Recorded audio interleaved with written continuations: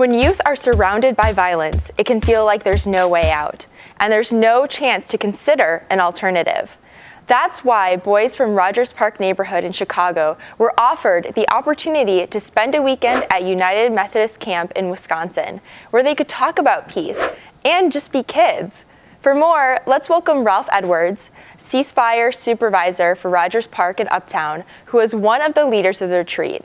We also welcome Nate Unger, one of the youth who went on the retreat. And finally, we welcome Lukman Muhammad from Circles and Ciphers. Ralph, please begin by telling us about the violence that's going on in Rogers Park. Well, in Rogers Park, it's a multi-ethnical group of individuals that can't seem to coincide with each other. And what we do, we come together collectively to try to figure out some of the means to try to change the mindset in the members in the community. And Nate, how have you noticed violence in your neighborhood? Violence in our neighborhood, it's gotten better since the last few years. I don't think it's that bad anymore, but it's still like the little kids, they look up to the gangsters and stuff, and then they see they have all the money and women and stuff, and then they want to be like them. And Ralph, how have you worked through organizations such as Ceasefire to address issues of violence in the neighborhood?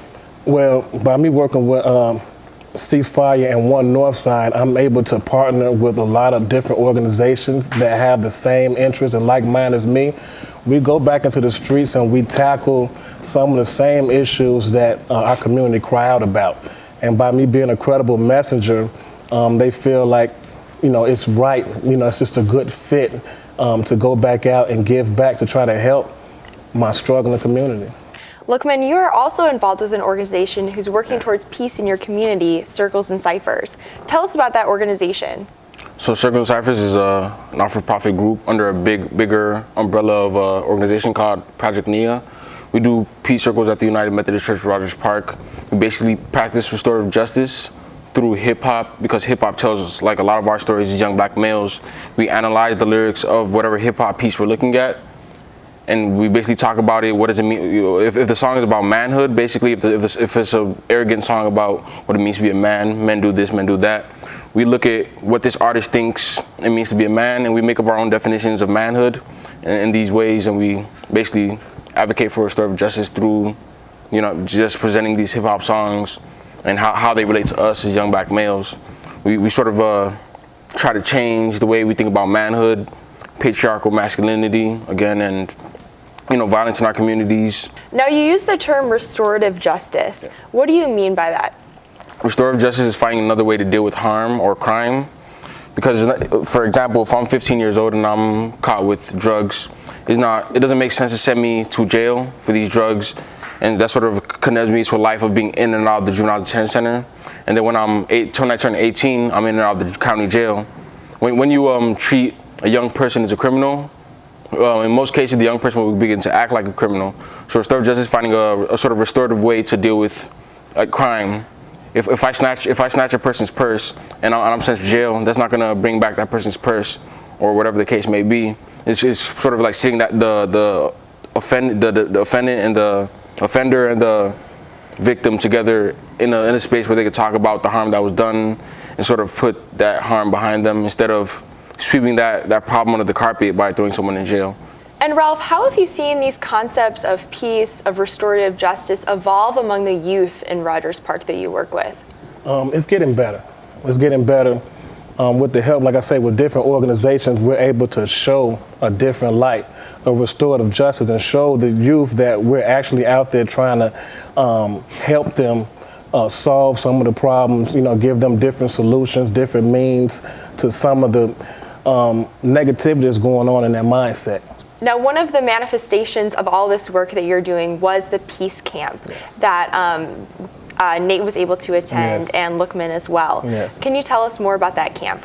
Well, it's actually like a project of mine, a dream of me envisioning my community getting swept away on buses going to the penitentiary, and I don't want that.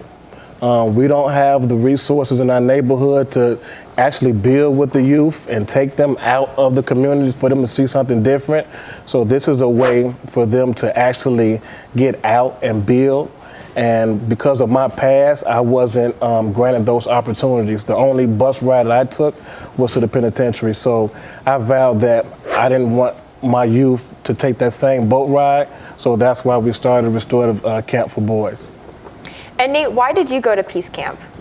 I went to Peace Camp because I wanted to make a change to our neighborhood, because when we went to the camp, it was like a really bad place in our neighborhood.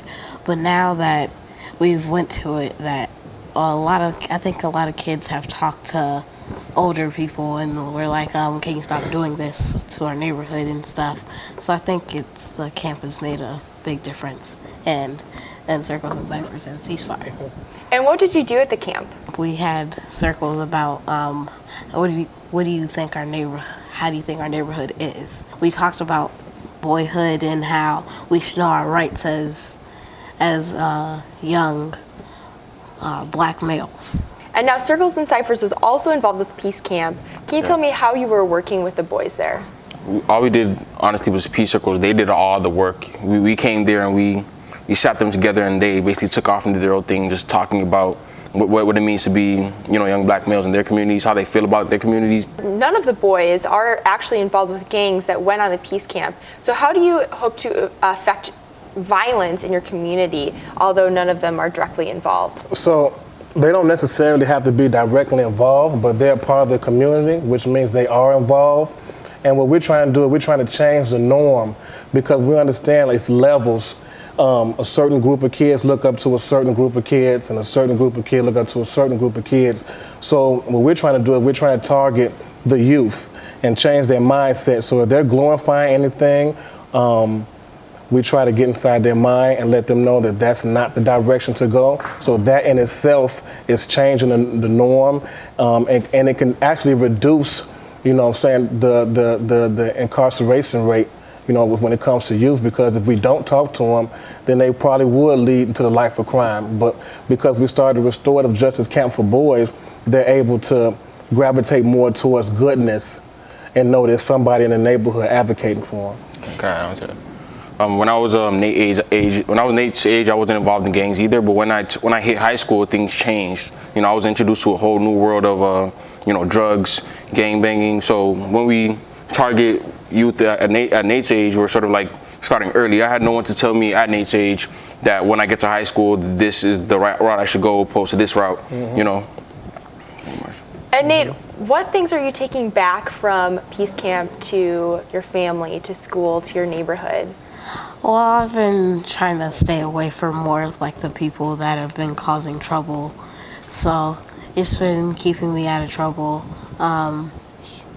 keeping me safe, basically. That's great. Ralph, what changes did you notice specifically in the boys throughout the weekend? That they weren't used to leaving the community, and it was a flashback into my lifestyle, because I never left the community.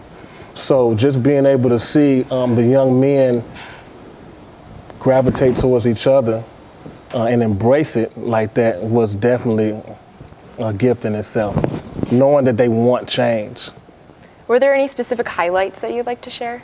Yeah, when everybody cut the lights out after we got through programming, Circles and Ciphers did a piece, after we got through, all the boys cut the lights out and we ran around, we're having pillow fights. Man, we had a time of our life. Now I understand that you are planning a camp for girls in the future. Yes, so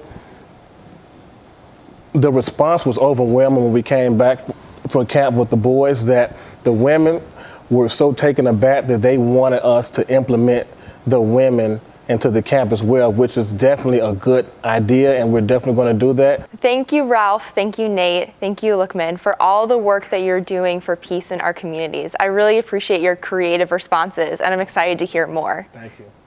I'm Leah Smith for Different Drummers and the Greater Chicago Broadcast Ministries. Keep the faith.